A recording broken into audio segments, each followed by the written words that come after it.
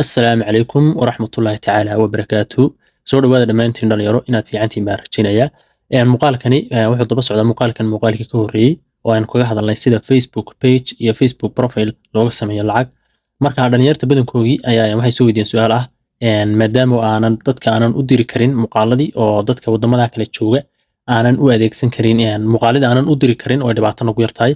laba option ayaan maalintii idiin sheegay labada option aan idiin sheegay waxay ahaayeen in aad marka aad doonayso inaad noqoto eligible ama aad noqoto qof uu Facebook ogol yahay inuu lacag ka sameeyo oo waliba uu ku eegay wadanka aad joogto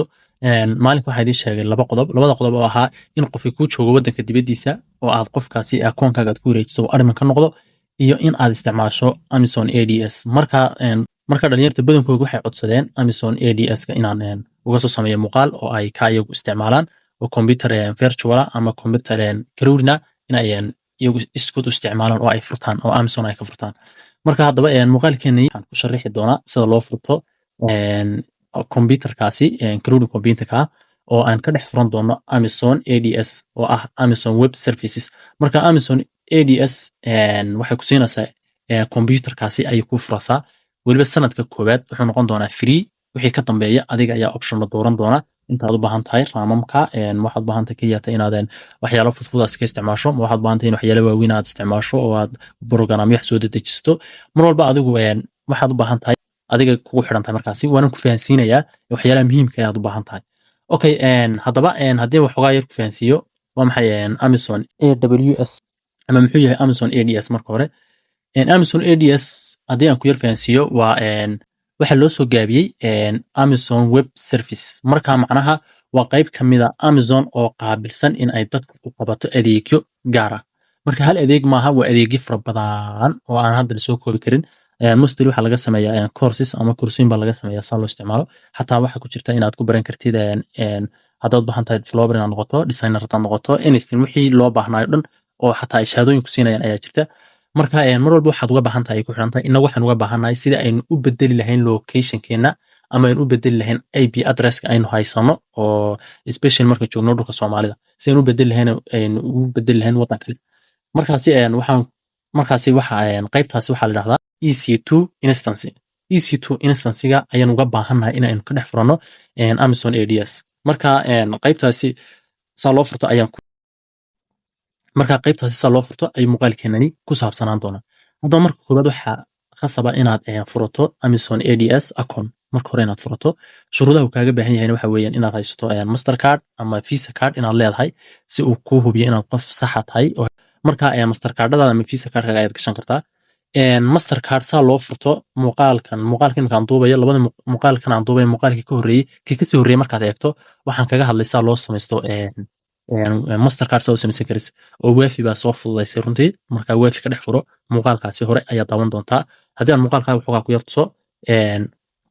waa kana muuqaalku markaad YouTube-keena si toos ah u timaado okay marka haddaba markaad soo gasho YouTube-keena Qadar Online markaad soo gasho meesha ugu sarreysa iman doontaa meesha ku qoranta video markaad timaado waxaad arki doontaa muuqaalkaasi aan kuu sheegayo sida Mastercard loo samaysto aan ku sharaxay markaas wuxuu noqon doonaa muuqaalka saddexaad ma filaya waa kan muuqaalka labaad weeye hadda muuqaalka labaad ayaa daawan doontaa marka sida Mastercard aad u samaysan lahayd baan muuqaalkaasi kaga hadla marka muuqaalkaas soo daawato Mastercard free ayaad samaysan doontaa oo wax lacag laga qaadin adoo gobolka doonaad joogta ama wadanka aad joogtid halkaas aad ka samaysan doontaa insha Allah adigoo si aan u samaystay istabiyeeda raacay markaasi waa shuruudaha ay ka doonayso Amazon ADS inaad furato akoonkeedu kaasu kaliya tan weeye waxa aan oran karo waa shuruud lagaaga baahan yahay inta kale waa akoonka sida caadiga ahayd ee loo samaysanay Gmail caadi ugu samaysanaysa okay haddii inta ka soo noqono YouTube channel-keena si markaasi muuqaalada aan u soo badino mar walba wixii faa'iido ku jirto aan u soo gudbino fadlan waxa ka codsanaya inaad muuqaalkana like saarto subscribe-na tiraahdo kanaalka haddii aadan hore ugu jirnay haddii hore ugu jirtayna thanks baan ku leeyahay inta haddaan soo dhaafno dib u soo noqono hadda waxaan eegi doonaa sida loo furto Amazon ADS marka koowaad waxay iman doontaa si toos ayaad Google-kaaga u iman doontaa mobile waad ku isticmaali kartaa soo kaleeto computer-kan waad ku isticmaali kartaa wax dhibaato ah ma laha okay haddaba aan dib u soo noqono xagga Google okay marka soo timaado Google shaashada Google ku soo baxdo xagga sare waxaad ku soo qori doontaa Amazon AWS sign up oo inta saa u qoranta ayaad kusoo qori doontaa Amazon AWS sign up ayaad kusoo qori doontaa xaggaasi sare. Kabacdi waxaa kusoo bixi doontaa shaashadani intaasaad kusoo qori doontaa xagga sare. Marka intaa kusoo qorto waxaa kusoo bixi doonta kabacdina shaashadana kusoo bixi doonta. Marka shaashadana kusoo baxdo waxaad ku dhufan doontaa meeshan ay ku qoran tahay taas ayaad ku dhufan doontaa ay ku qoran tahay to create an AWS account. Kaamira kusoo dhufatay wuxuu geyn doonaa shaashadii tooska ahayd ee laga samaysanayay AWS-ka. Marka haddii aad sidoo kale AWS kii aad kusoo qorto ama Amazon AWS waad ku geyn karaa sidoo kaleeto oo si toos ah ku geenaya laakiin haddana inaad kusii dhufataa bay noqonaysaa meesha ku qoran tahay sign in oo bidixda xigta kabacdina aad hoos soo degto halka aad ku aragto halka aad ka sii gasho kabacdina aad halka create ka tiraahdo. Marka tan ayaa ka fudud labada. Marka intaa kusoo dhufato kabacdi hoos baad soo degi doontaa halkan ayaad ku dhufan doontaa markaasi create an AWS account ay ku qoran tahay. Okay, markuu dhinaca ku keeno ama qaybta sign up ama meeshii laga samaysanay account. Markaas waxaad samayn doontaa meesha u sarreysa waxaad soo gelin doontaa waa email-kaaga ama username-kaaga. Marka meeshaas waxaad soo gelinaysaa sida caadiga waa email-kaaga. Meeshaas u sarreysa waxaad soo gelinaysaa email-kaaga. Meesha ku xigtana magaca aad u bixinayso AWS-kaaga AWS account-kaaga. Marka magaca doonto halka u bixin kartaa laakiin meeshaas waxaa khasaba inaad email aad gacanta ku hayso aad geliso.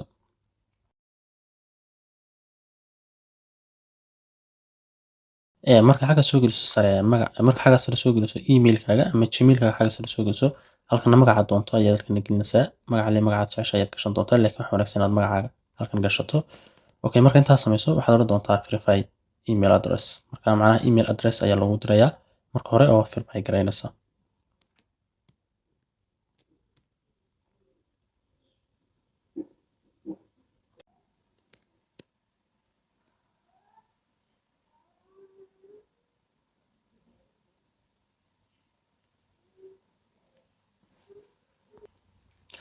Okay, waxaa kusoo bixi doontaa markaasi waxaan oo la yiraahdo verification security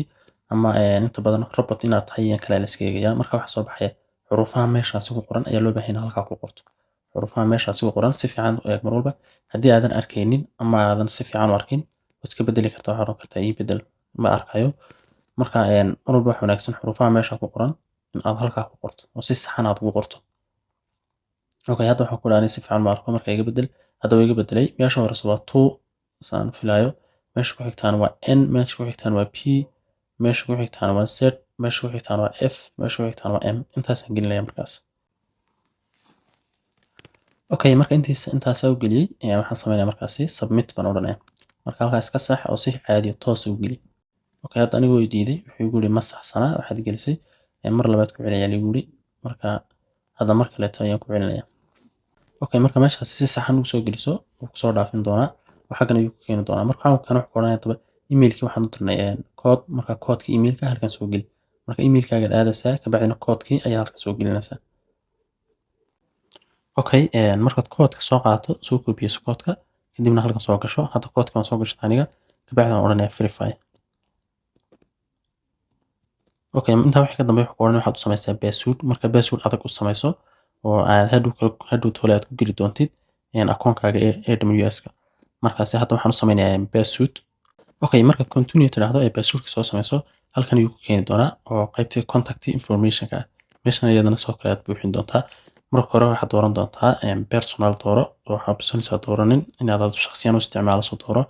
Kabacdina meesha full name ku qor full name-kan hadda waxa muhiim ah inaad ku qorto sida uu kugu qoran yahay mastercard-kaaga ama visa card-kaaga magaca sida tooska ah uu kugu qoran yahay ku qoro. Xaggana waxaad ka doorataa waddankaaga si caadi uga dooro aad joogto wax dhibaato ah ma laha. Marka hadda waddankaas si toos ah uga dooranaya aniga. Okay, marka intaas soo samayso halkan waxaad gelinaysaa lambarkaaga caadiga ah gasho halkana. Okay, marka halkan lambarkaaga aad soo geliso kabacdina aad soo doorato waddankaaga gobolkaad joogtay waxaasna waad soo dooranaysaa halkan iyada kasii dooranaysaa iyadana. Si macnaha address-kan la doonayo waa ka ayaa kugu qoran bangigaaga ama mastercard-kaaga ama visa card-kaaga. Marka meeshaad joogto ayaa halkan kusoo qori doontaa iyadana waddankaada halka kasii dooran doontaa. Mar kale waxaan ku celinayaa waddankuma si toos ah ugu celinayaa.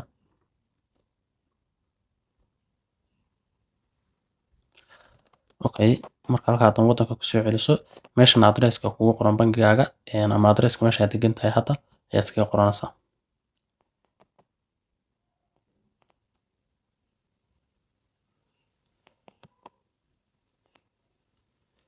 meeshan hadda dhammaanteed wada buuxinaysaa meeshani meesha u sareysa waxaad ku qori doontaa adresska koowaad meeshan adresska labaad ku qori doontaa halkan caasimada aad joogto ama magaalada aad joogto meeshan waxaad ku qori doontaa stateka ama gobolka aad joogto meeshan zip code-kana waxaad gelin doontaa 20252 halka intaas aniga hadda buuxinayaa oo wax iska fudud wax soo culus maaha meeshan zip code-kana 20252 geli ka bacdina meeshaasi tigta ama meeshaasi calaamad la saarayo saar calaamada ka bacdina waxaad tiraahdaa continue okay wuxuu kale xogta ma ku save gareeyaa iyo waxba ay save gareeyaan kuna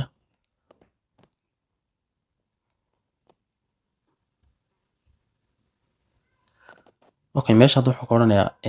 bangigaaga active-ka geli hadda wax lacag lagama goosanayo laakiin waxaad doonayaa hadhow toole in si fudud wax lagaaga goosto wixii aad adigu u baahan tahay waliba in lagu soo ogeysiiyo kadibna lagaa goosto kabacdi waxaad samayn doontaa meeshani waxaad gelinaysaa card numberkaaga ama debit card ama wax kale isticmaal ama visa card isticmaal ama wixii kale isticmaal laakiin cardka ama mastercardka ayaa lagaa rabaa inaad meeshan geliso marka hadda aniga mastercardka ayaan meeshan gelinayaa meeshan ku xigtana waxaad gelin doontaa xilliga uu dhacayo iyo bisha uu dhacayo iyo sanadka uu dhacayo iyo CVV-ga saddexdii lambar waxa dambe ka qoran ama xagga hore ka qoran mastercardka ama visa cardkaaga kabacdi meeshan waxaad gelinaysaa magaca mastercardkaaga ku qoran intaasaad gelinaysaa oo aad save odhanaysaa hadda intaasaan gelinayaa aniga okay marka magaca waxaad u gelisaa sida uu qoran yahay mastercardkaaga u gasho marka magacaaga si toos ah saddexda magac kugu qoran si toos ah u soo geliso marka waxa wanaagsan mastercardkaaga $1 ilaa iyo $2 meelahaas inay ku jiraan soo active u ahaado oo loo ogaado inuu yahay mid active oo shaqeynaya okay marka intaas soo dhaafto waxaad samayn doontaa hadda adres cusub isticmaalso adres cusub baad isticmaali kartaa aniga hore isticmaalay marka hadda aan sameeyay kabacdi waxaad odhanaysaa verify and continue okay meeshaasna waxaan ka tagay CVV marka uu igu soo celiyay inta CVV-gana waan dhaafinayaa hadda okay marka intaas soo dhaafto aad soo gashato mastercardkaaga ama visa cardkaaga kabacdi meeshan uu ku keeni doonaa marka meeshan ku keeno soo SMS ama message kugu diro waxa muhiim ah meeshan numberkaaga gelin doonto marka hore waxaad dooranaysaa meeshan aad imani kabacdi waxaad dooranaysaa wadankaaga halka ka dooro aad joogto hadda okay kabacdina meeshan hoosna waxaad gelisaa lambarkaaga meeshan hoosna geli okay meesha marka lambarkaaga geliso waa lambarka lagu soo dirayo message-ka mar labaad meeshan waxaad gelinaysaa meeshan waxa ku qoran baad gelinaysaa ayaad halkan gelinaysaa waa waxa ugu horeysan filayaa M45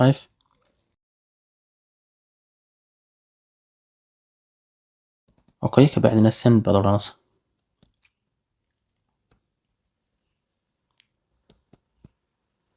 meeshan hadda wuxuu kugu dirayaa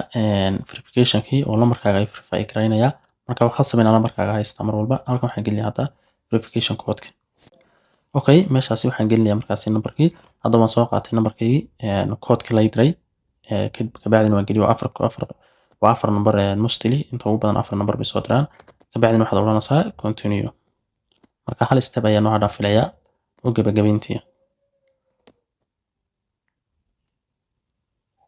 okay hadda wuxuu yiri meeshan kala dooro ma waxaad dooranaysaa mid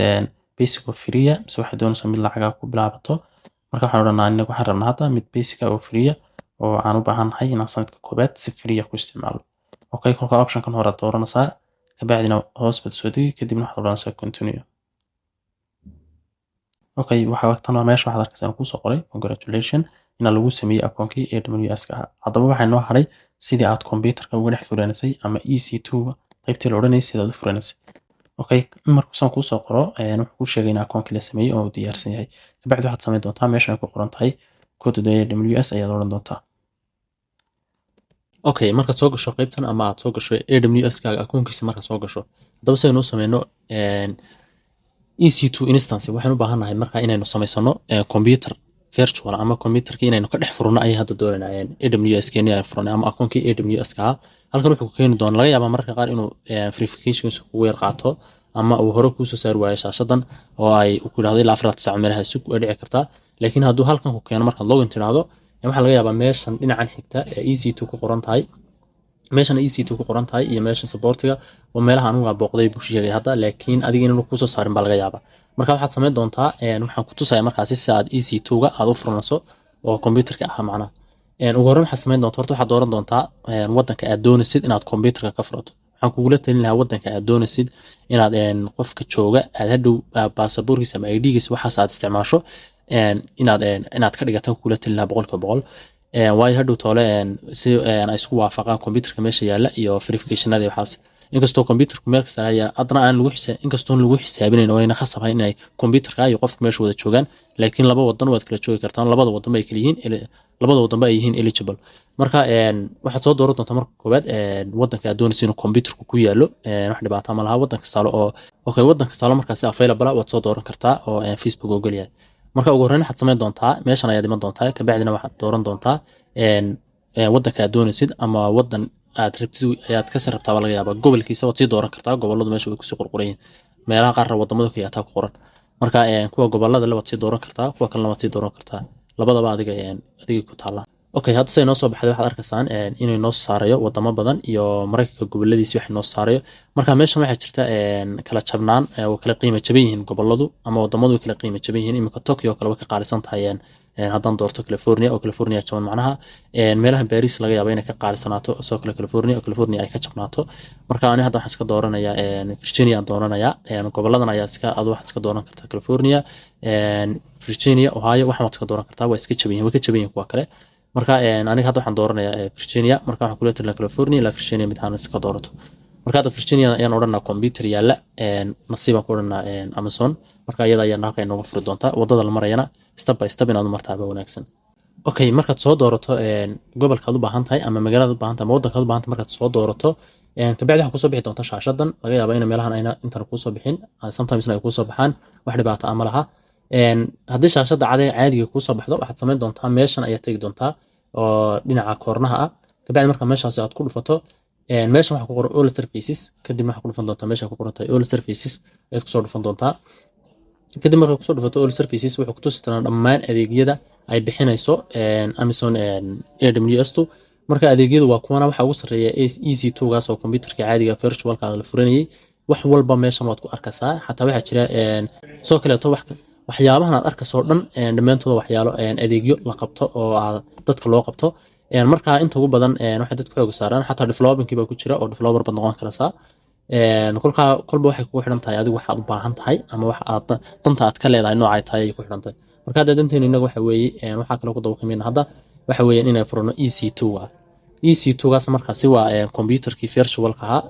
aan doonayna si toos ah mobilkeena ama computerkeena dhawaan uga galno oo aan halka Facebook ka soo galno ama aaladaha kale aan rabno inaynu IP address kaasi nala siiyo aynu adeegsano okay hadda waxaan ku dhufanay meesha ku qoran tahay EC2 si fiican la soco insha Allah okay marka sidan ku soo baxdo ama shaashadan ay ku soo baxdo waxaad sameyn doontaa oo si toos ah ugu dhufan doontaa meeshan ay ku qoran tahay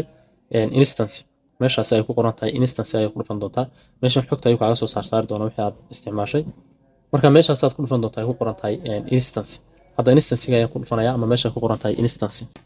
okay waxa ku soo baxaysa markaasi shaashadan ku soo baxaysa marka shaashadan ku soo baxdo meesha waxa ka muuqata in aan wax instance ah inay noo furnayn okay marka san ku soo baxdo ama shaashadan ku soo baxdo waxaan arkayaa hadda wax instance inay jirin oo meesha ku qoran tahay no instance marka meesha instance-yada furato ayaa kaaga soo bixi doona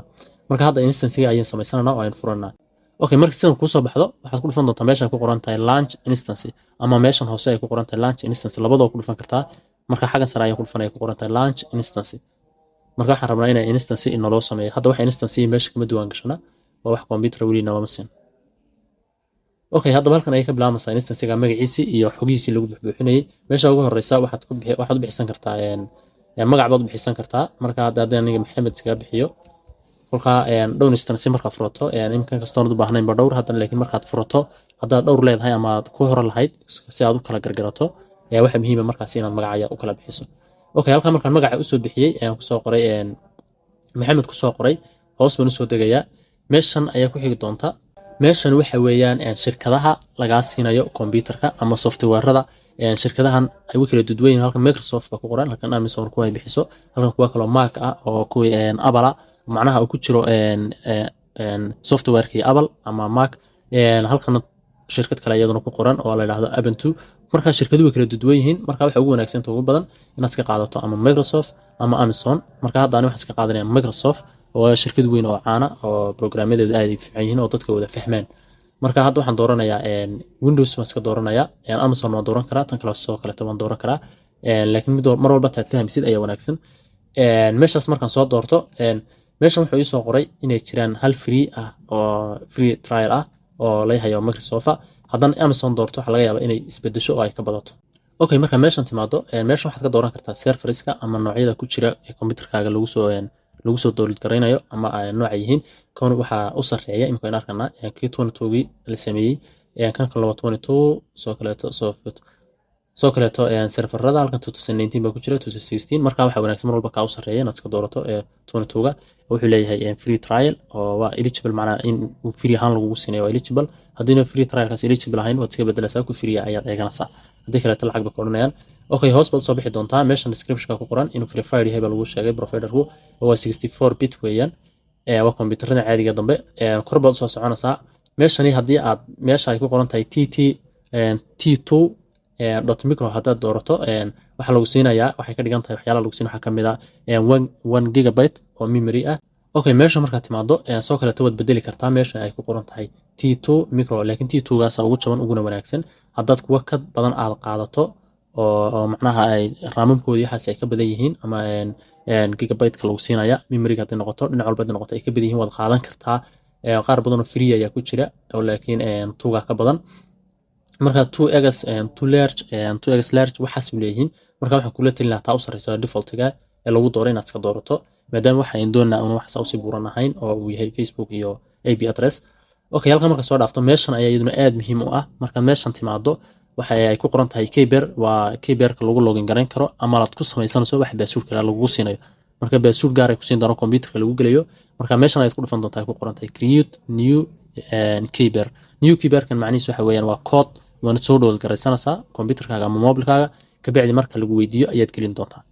okay halkan aad ku dhufanaysaa marka aad ku dhufato create new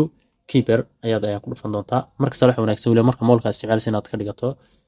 Windows mobilka inaad ka dhigato haddii si kale kugu soo download garaysmana waa okay meeshan Keyberkaaga magac u bixi ayuu ku yiri oo Keyberkaaga marka la download gareynayo magac la socda la doonaya hadda Maxamed baan iskaga bixinaya aniga okay hadda Maxamed baan iskaga bixiyay meeshan kale waxba kama bedelayo sidan ayaan ku deynaya meeshan default-geedaasan u deynaya ka bacdi waxaan oranayaa create Keyber marka Keyberkii waa la ii sameynaya ka bacdina waa la ii soo download gareynaya si automatic hadda waa la ii download gareeyay waxaad arkaysaa meeshan downloadku waxa aad u yar waxa laga yaabaa inuu ku tusin oo aanad arag pop-up-ka marka laakiin halkaas sare ayuu kugu soo qori doonaa markaas wuxuu yiri waxaan ku soo download gareeyay file-kii download-ka ahaa Keyberkaaga uu ku jiray okay halka iyada halkaas aan ku deynayaa marka soo download gareeyo hoos ma soo dadegaya waan iska soo dhaafaya waxaas kaleeto okay marka soo soo download gareeyo waxyaalahan kaleeto waxba ka bedelin wax dhibaato ma laha dhamaantood iska soo dhaafaysaa wax dhibaato ay ku hayaan ma jirto dhamaantood saas ku soo wada dhaafaysaa marka saa ku soo wada dhaafto meesha u dambaysa ma doontaa ka bacdina waxaad ku dhufanaysaa launch instance meesha ay ku qoran tahay ayaad ku dhufan doontaa okay marka hadda instance-ga ayaa naloo sameynaya ama computerka ayaa la diyaarinaya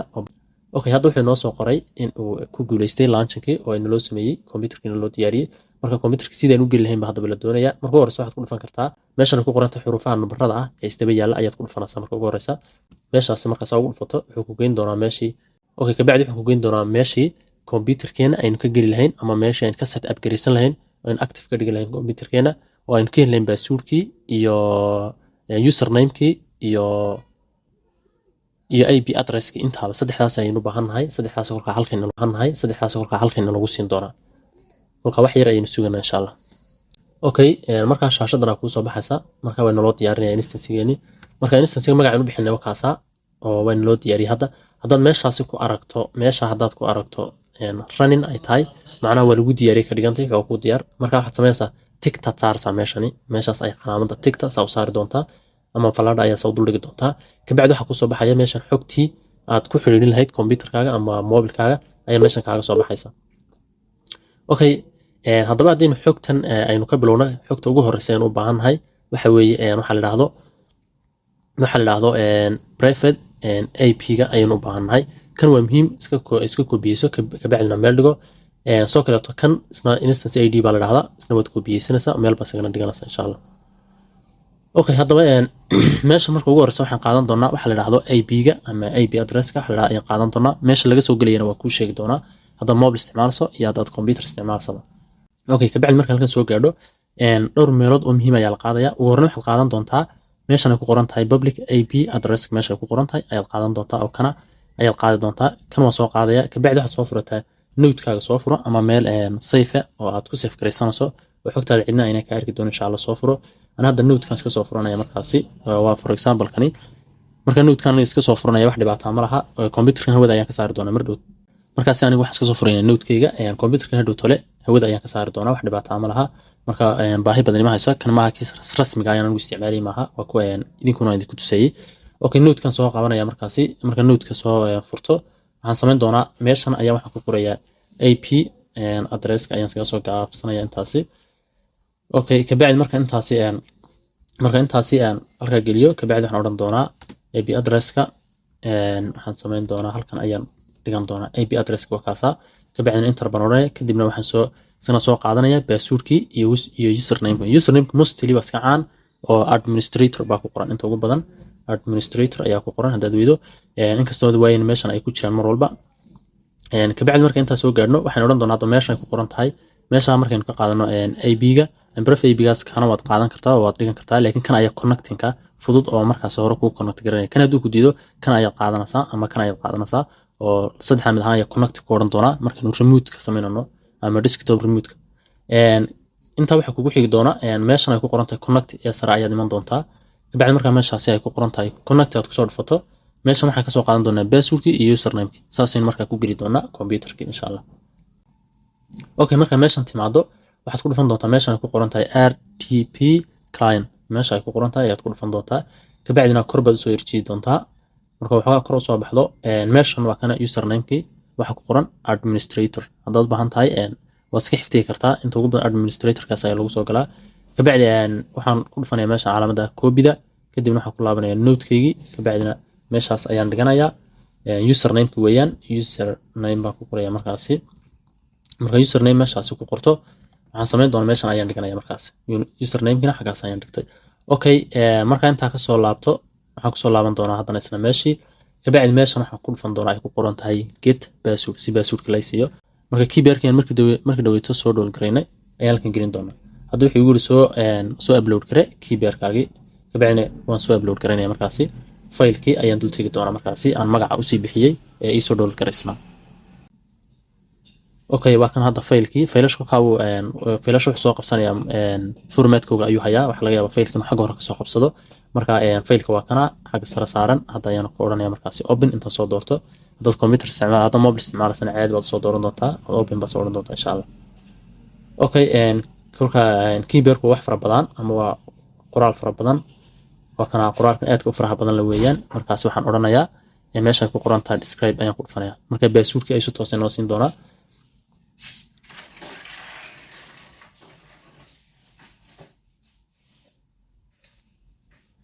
okay meeshan waxaan ku arkaa hadaba passwordkii ayuu ina siiyay waa kana passwordkeeni oo waa clear passwordkeenu kolka passwordkeena ayaan iska qaadanaa hadda passwordka waa waxa adag ee faraha badan leh iyaga ayaa kuna samaynaya marka meesha waxaan ku laabanaya node-kii kabacdina meesha ka hooseysa ayaan iman doonaa kabacdina meeshan password ayaa ku qori doonaa okay marka meeshan password ku qoro meeshan ayaan gelin doonaa ayaan ku paste gareyn doonaa passwordkii marka xogtan ayaan hadaba adeegsananaa hadda computerkii qofka intaa isticmaala hadda computerkan aan sameeyay uu geli karaa oo sidoo doona ayuu isticmaali karaa laakiin hawada ayaan doonaynaa ka saaro yar kabacdi insha Allah markaasi hadda waxaan gelnaa sidii loo geli lahaa computerka laba wada ayaa lagu galaa hore marka hore waxaan ku tusaya computerka marka dambe waxaan ku tusi doonaa mobilka okay haddana computerka horeyno computerka qaybtan searching-ka ayaa waxaa kusoo qori doontaa remote desktop meeshaas ayaa waxaa kusoo qori doontaa remote desktop ayaa kusoo qori doontaa inta ugu badan hore ayuu kaas tusi doonaa marka remote qorto waa kan ayaa dabeetana open kusoo dhufanaysa meeshan ay markaasi computerkii ka geli doono oo xogtan inoo diyaarsan ayaan gelin doonaa okay meeshaas haddaba sare marka hore iyada saasa ayay kusoo bixi doontaa oo marka computer isticmaalayso iyada saasa ayay kusoo bixi doontaa kabacdi meeshaasi waxaan gelin doonaa meesha u sarreysa ap address-ka ayaan gelin doonaa oo kaasa ap address-keena oo kaasa ayaan gashan doonaa okay kabacdina copy baan soo odhanayaa kadibna remote desktop ayaan kusoo noqonayaa okay remote desktop marka kusoo noqdo meeshaas ayaan gelinayaa marka meeshaas kaliya waxaan odhanayaa connect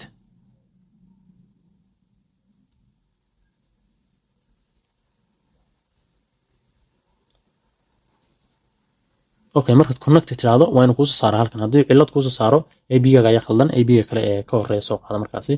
يعني hadda waxay leedahay ma soo saar wuxuu yiri username-ka geli password-kana geli username-ka iyo password-ku waa kuwan labadaba halkan yaala marka hore username-ka ayaa soo koobiyeysanana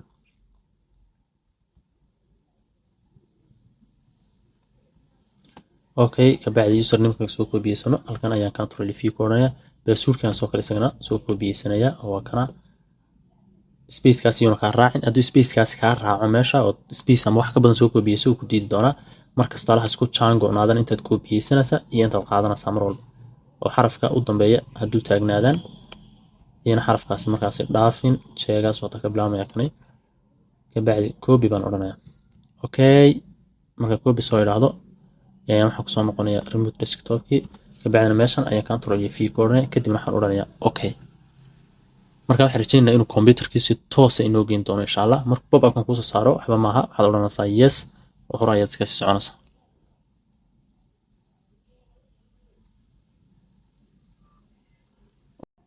okay haddaba kaasa wuxuuna leeyahay waxoogaa yar suga waxaa la sameynayaa session manager marka hadda waxaan isticmaalayaa computer yaala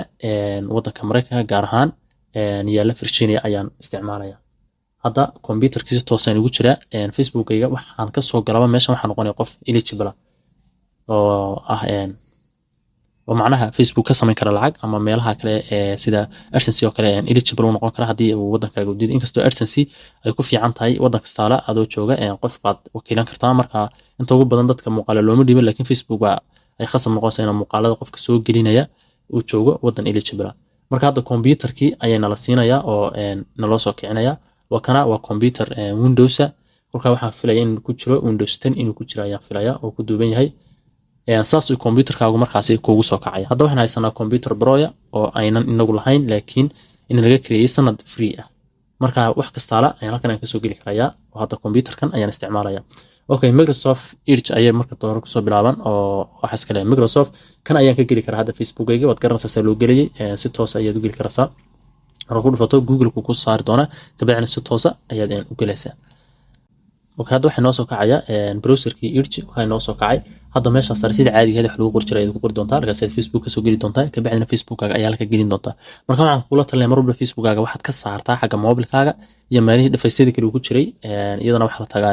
YouTube-ka aad ka helaysaa meelo badan oo lagu sharaxayo soo loo eego dhafaysada ku xidhan mobilkaaga ee kala duwan laga yaabo in computer ku xidhan yahay in laga yaabo in mobil kale ku xidhan yahay ogeyn marka dhammaantooda ka wada saaraysaa halkan ayaad dabeetana login ku odhanaysaa Gmail-kaaga iska gashan doontaa meeshani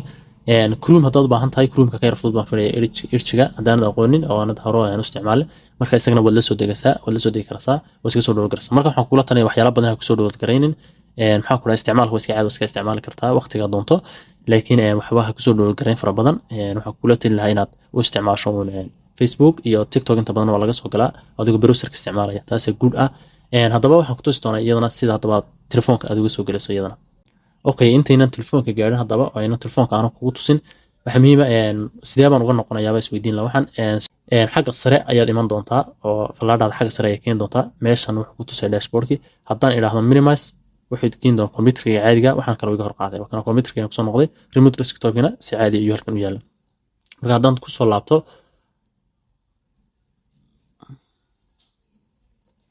okay haddaan ku soo laabto imka si toos ah ayaan ugu soo laaban karayaa oo caadi ayaan u isticmaali karayaa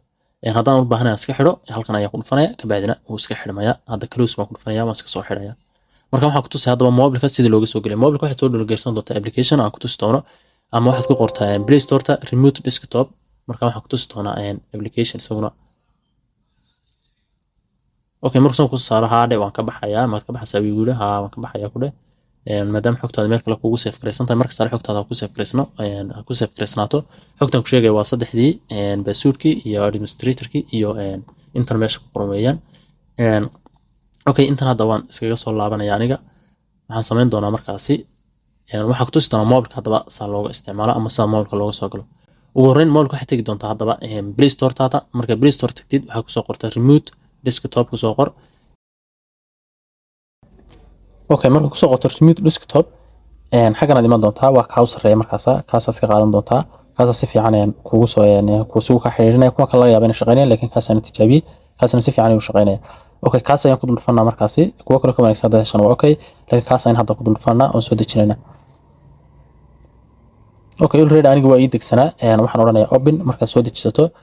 next ayaad odhan doontaa kabacdina open ayaad odhan doontaa meeshan haddii aad hore usii gashay wuu kuusii sheegi doonaa wuxuu odhan doonaa computer hore ayaa kugu jira meeshan adiga marka waxaad ku bilaabi doontaa plusta ayaa taaban doontaa ama adda ayaa taaban doontaa kabacdina waxaad odhanaysaa add pc okay kadibna waxaad odhan doontaa add manually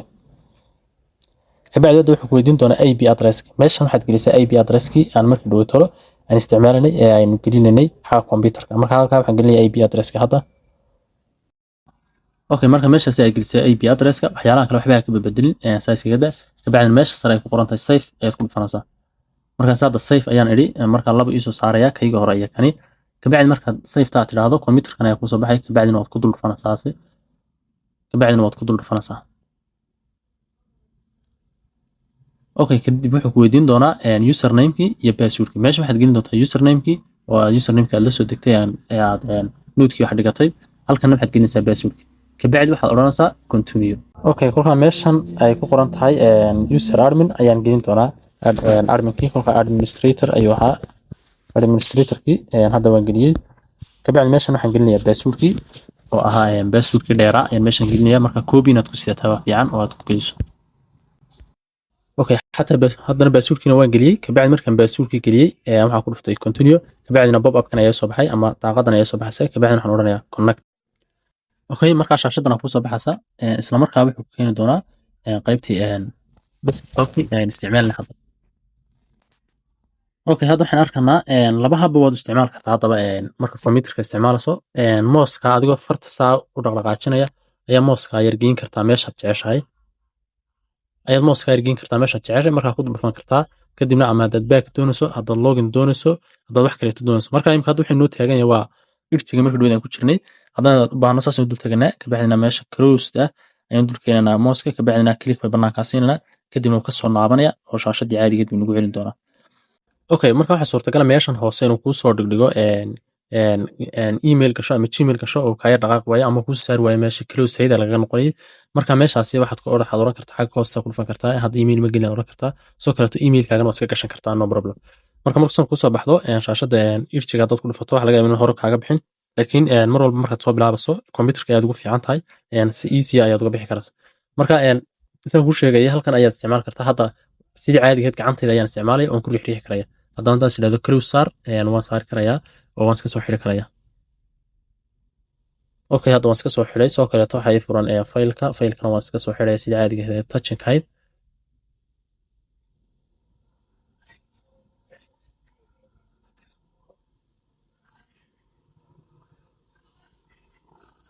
okay marka saas iska soo xidho waa kana computerka oo nadiif ah halkan ayuu ku yaala adiga oo ka dhex isticmaali karaya mobilekaaga marka halkan ayaad ka geli doontaa facebookkaaga kan waa computerkaaga hadda oo diyaar ah oo nadiif ah oon waxba ku jirin markasta loo baahanta inaad ka noqoto wax dhibaato ma laha marka horta waxaa jirta mararka aad wax qorayso waxaa laga yaabaa inaad qoraalka tusaale haddaan ku laabto meesha wax lagu qorayo ee xagga hoose searchingka aan ku dhufto keyboardka waa xaggan sare saaran mar walba keyboardka markaad doonaysa inaad isticmaashid keyboardka xaggan sare saaran ayaad si caadi u taabanaysaa si keyboard ahaan aad ugu isticmaasho u soo boodo mobilka markaas saas caadi ugu qori karaysaa okay halka inaad fahantay baan rajaynayaa haddaan taa ka soo noqdo meeshan dhexna waan kuu sheegay maraad moos ka dhigaso oo fartiya ribaalka yareso loo riixriixaya aad ka dhigaso kadibna aad dhan odhanayso iyo maraad isticmaalayso gacantaada caadiga haddaad bahato meesha haddaan close ku dhufto wax laga yaaba inuu ka wada noqdo waanad ka noqon karto wax dhibaato ma laha hadda home ayaan ku dhufanayaa haddaan home ku dhufto waa inuu kasoo wada laabta marka kanaalkan igu jira kanna waa kiimkan idinku tusay idinka marka waad ku noqon kartaa wax dhibaato ma laha marka ku noqotid tan ayuu noqonayaa wax dhibaato ma laha marka waxaan rajaynaya inaad muuqaalkan aad ka wada faa'iidaysateen wixii su'aalaha ee muuqaalka ku saabsan commentiga ayaad kaga tegi doontaan insha allah waxaan rajaynayaa inaad muuqaalkan aad ka wada faa'iidaysateen dhammaantiin oo ahaa muuqaalkii aan ugu talagalnay daba socday muuqaalkii hore ee facebooka se loo bedelo ab adresska waxa la dhahdo ama meesha aad joogto fadlan marka waxaa kaa codsanayaa inaad muuqaalkan like saarto soo kaleeto youtubeka haddii aan subscribe noo saarin aad isagana ayaad subscribe noo saarto insha allah wassalaamu calaykum waraxmatullaahi wabarakaatu